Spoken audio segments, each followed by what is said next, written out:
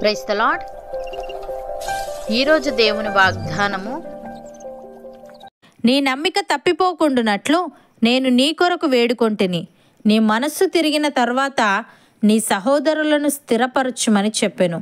లూకా సువార్త 22వ అధ్యాయము 32వ వచనము.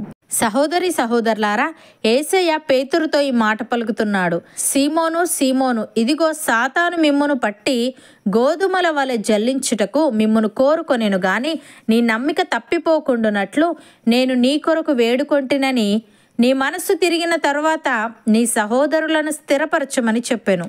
ప్రియులారా, సీమోను అనేది పేతురుకు మరో పేరు. పేతురును తన నమ్మకాల నుండి తప్పించి అతన్ని నాశనం చేయాలన్నది సాతాను ఉద్దేశం. సాతాను మిమ్మును పట్టి గోధుమల వలె జల్లించుటకు మిమ్మును కోరుకొనెను అనే మాట పేతురుకే కాదు, ఇతర శిష్యులకు కూడా ఇదే ప్రమాదం ఉందని తెలియజేస్తుంది.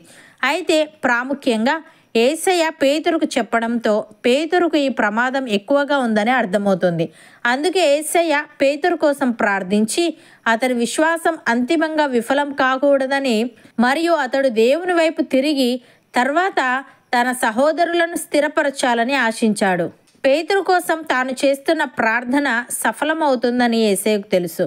అందుకే నీ మనసు తిరిగిన తర్వాత నీ సహోదరులను స్థిరపరచమని చెప్పాడు. ప్రియులారా, పేతురు తనను తిరస్కరిస్తాడని తెలిసినప్పటికీ యేసయ్య అతనిని విడిచిపెట్టలేదు. బదులుగా అతని కోసం ప్రార్థించాడు. ఇది యేసయ్య యొక్క దయగల మరియు క్షమించే స్వభావాన్ని నొక్కి చెప్తుంది.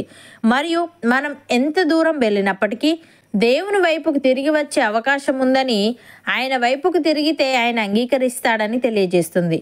భక్తుడు ఈ విధంగా అంటున్నాడు, నా చిన్న పిల్లలారా, మీరు పాపము చేయకుండుటకై ఈ సంగతులను మీకు వ్రాయిచున్నాను. ఎవడైనాను పాపము చేసిన యెడల నీతిమంతుడైన యేసుక్రీస్తు అను ఉత్తరవాది తండ్రి యొద్ద మనకున్నాడు. ఆయనే మన పాపములకు శాంతికరమై ఉన్నాడు. మన పాపములకు మాత్రమే కాదు, సర్వలోకమునకును శాంతికరమై ఉన్నాడు. మరియు మనం ఆయన ఆజ్ఞలను గైకొనిన యెడల దీని వలననే ఆయనను ఎరిగి ఉన్నామని తెలుసుకుందుము. ఆయనను ఎరిగి ఉన్నానని చెప్పుకొనుచు ఆయన ఆజ్ఞలను గైకొనని వాడు అబద్ధికుడు, వానిలో సత్యము లేదు. ఆయన వాక్యము ఎవడు గైకొనునో వానిలో దేవుని ప్రేమ నిజముగా పరిపూర్ణమాయెను. ఆయన యందు నిలిచి ఉన్నవాడనని చెప్పుకొనివాడు ఆయన ఎలాగ నడుచుకొనెనో అలాగే తానును నడుచుకొనబద్ధుడై ఉన్నాడు. మనం ఆయన యందు ఉన్నామని దీని వలన తెలుసుకొనుచున్నాము అని. ప్రియులారా, యేసుక్రీస్తు నిరంతరము ఉన్నవాడు గనుక మార్పులేని యాజకత్వము కలిగిన వాడాయను. ఈయన తన ద్వారా దేవుని యొద్దకు వచ్చి వారి పక్షమున విజ్ఞాపనము చేయుటకు నిరంతరము జీవించుచున్నాడు గనుక వారిని సంపూర్ణముగా రక్షించుటకు శక్తిమంతుడై ఉన్నాడు. పవిత్రుడును, నిర్దోషియు, నిష్కల్మషుడును, పాపులలో చేరక ప్రత్యేకముగా ఉన్నవాడును, ఆకాశ మండలము కంటే మిక్కిలి హెచ్చైన వాడునైనా ఇటు ప్రధాన యాజకుడు మనకు సరిపోయినవాడు.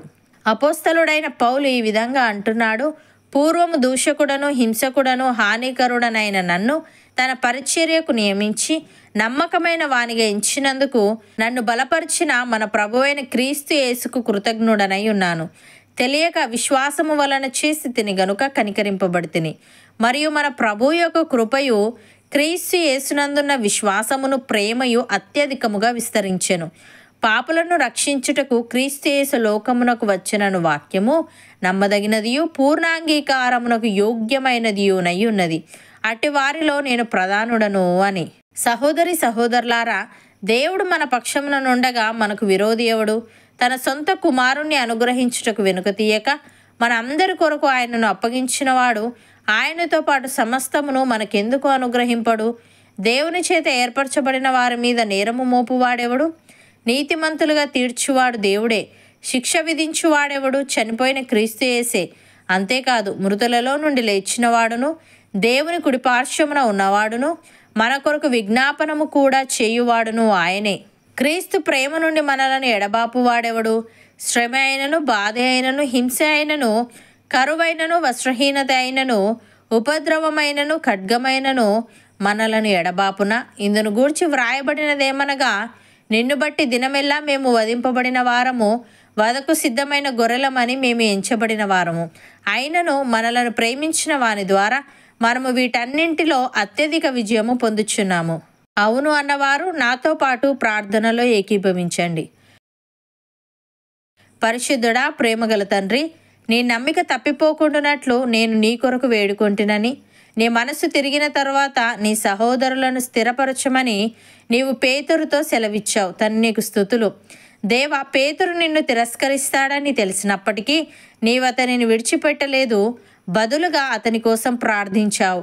నాయన, సాతాను మమ్మల్ని శోధించినప్పటికీ మేము నీ వైపు తిరిగితే నీవు అంగీకరించే దేవుడవు గనుక నీకు కృతజ్ఞతలు.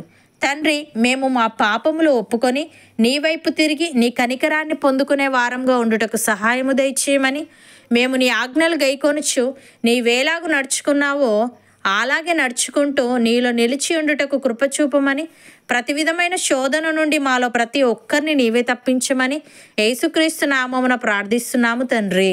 ఆమెన్.